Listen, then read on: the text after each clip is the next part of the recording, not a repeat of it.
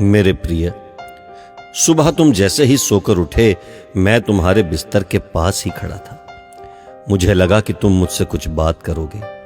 तुम कल या पिछले हफ्ते हुई किसी बात या घटना के लिए मुझे धन्यवाद कहोगे, लेकिन तुम फटाफट चाय पीकर तैयार होने चले गए और मेरी तरफ देखा भी नहीं।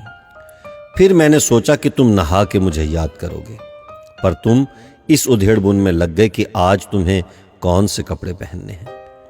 फिर जब तुमने ऑफिस जाने के लिए ट्रेन पकड़ी तो मैं समझा कि इस खाली समय का उपयोग तुम मुझसे बातचीत करने में करोगे, पर तुमने थोड़ी देर पेपर पढ़ा और फिर खेलने लग गए अपने मोबाइल से, और मैं खड़ा का खड़ा ही रह गया।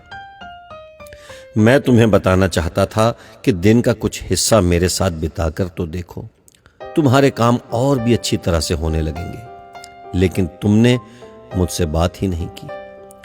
एक मौका ऐसा भी आया कि जब तुम बिल्कुल खाली थे और कुर्सी पर पूरे 15 मिनट यूं ही बैठे रहे, लेकिन तब भी तुम्हें मेरा ख्याल नहीं आया।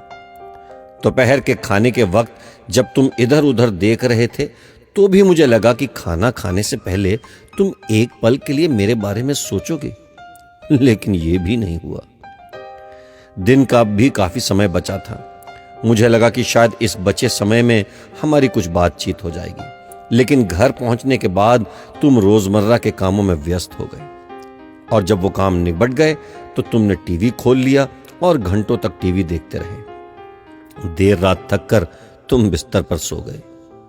मेरा बड़ा मन था कि मैं भी तुम्हारी दिनचर्या का हिस्सा बनूं, कुछ वक्त तुम्हारे साथ बिताऊं, तुम्हारी कुछ सुनूं, तुम्हें कुछ सुनाऊं, कुछ मार्गदर्शन करूं तुम्हारा, ताकि तुम्हें समझ आए कि तुम किस लिए इस धरती पर आए हो और किन कामों में उलझ गए हो।